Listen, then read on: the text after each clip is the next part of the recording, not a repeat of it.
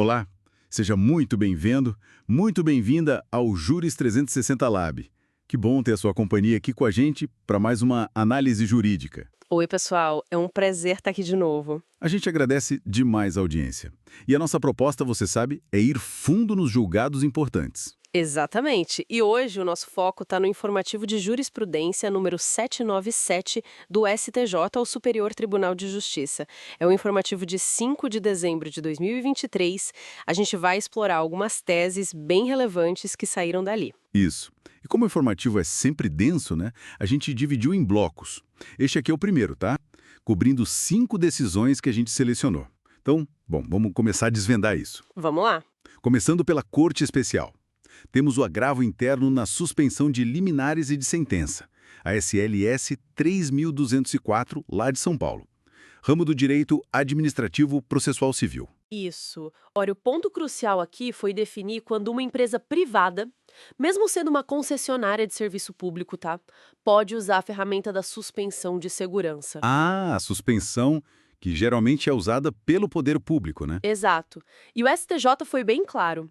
A empresa só pode pedir isso se for para defender o interesse público primário, ou seja, o interesse da coletividade mesmo. Não basta ela alegar um risco aos seus próprios interesses privados, sabe? Tipo, financeiros ou societários. Mas espera aí, no caso, a empresa alegou um risco à continuidade do serviço de saneamento. Isso não seria, assim, um interesse público? Por que não colou para o STJ? É uma boa pergunta, porque essa alegação específica foi considerada uma possibilidade abstrata.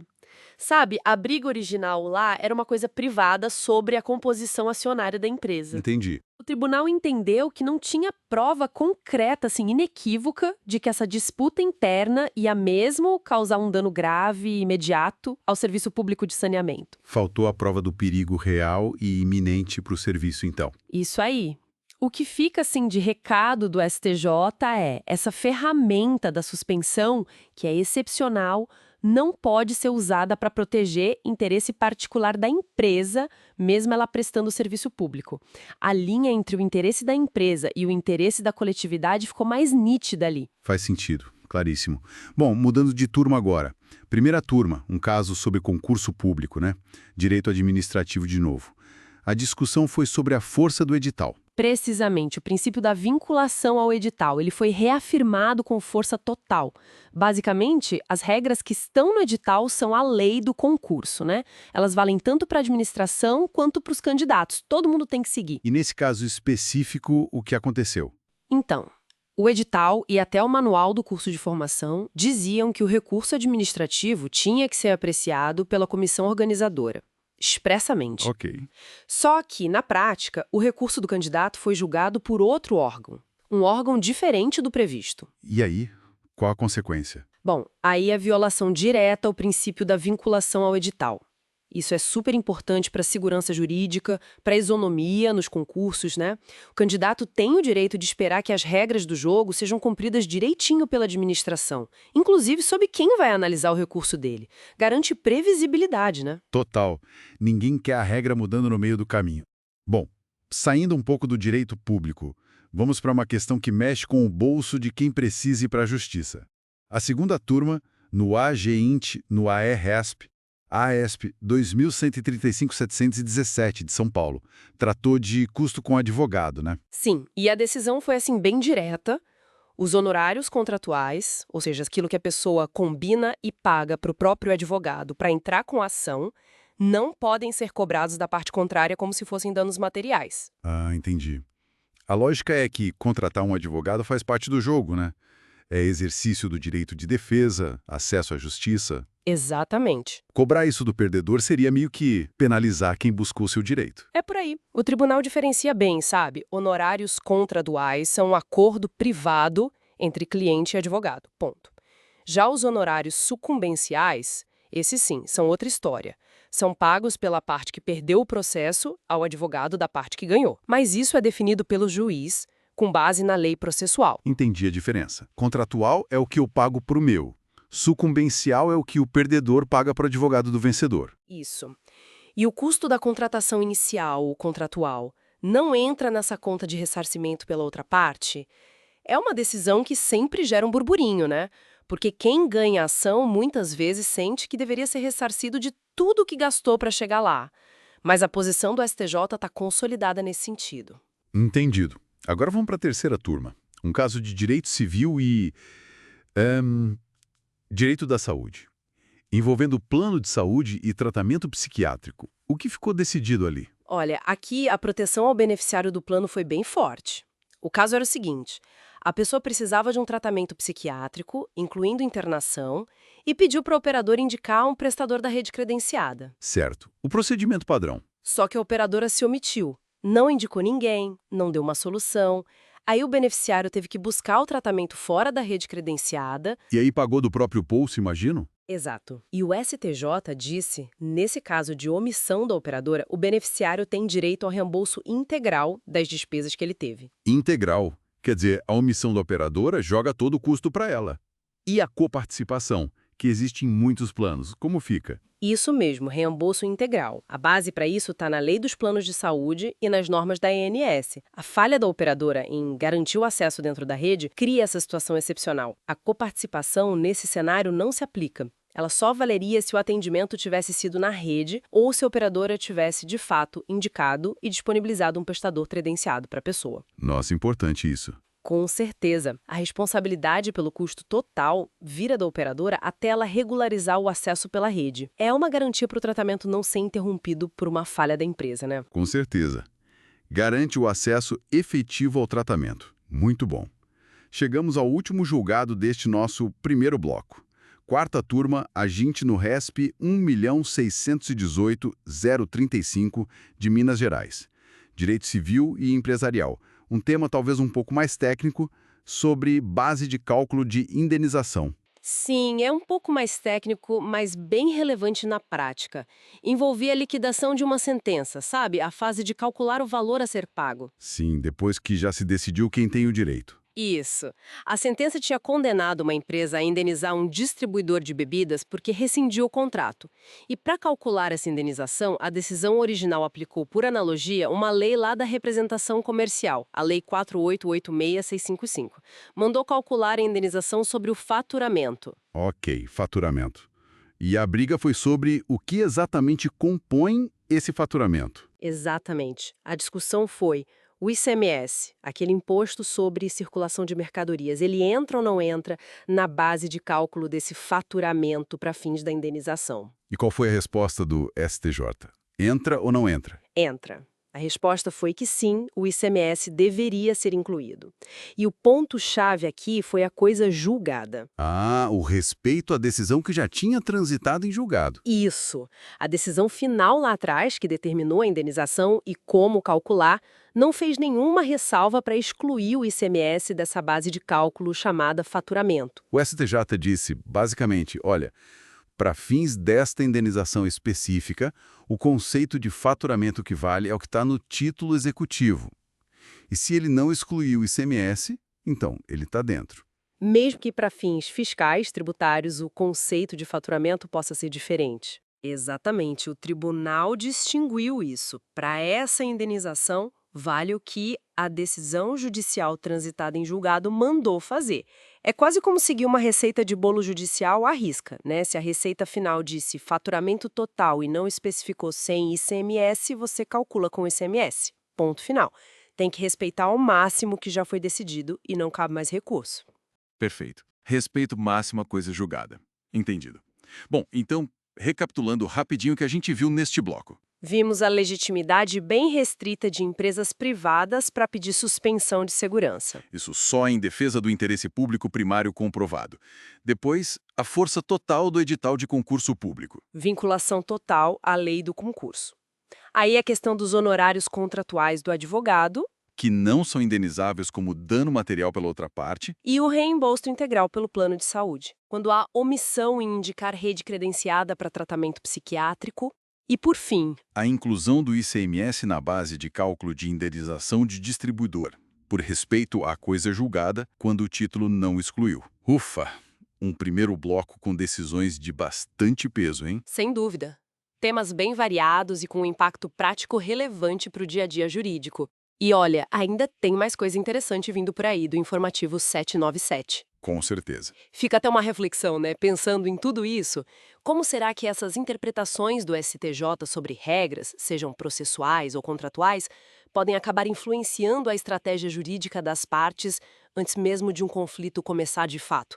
É algo para se pensar, né? Excelente provocação. Fica aí a reflexão para o nosso ouvinte. E claro, fica também o convite para continuar com a gente na análise dos próximos julgados desse informativo. Isso aí, continuem conosco. Nos veremos no próximo bloco. Até lá! Oi, pessoal, vamos direto para o nosso último bloco de análise do informativo 797 do STJ. Prontos para fechar essa conversa? Vamos lá, ainda temos uns julgados bem interessantes para comentar.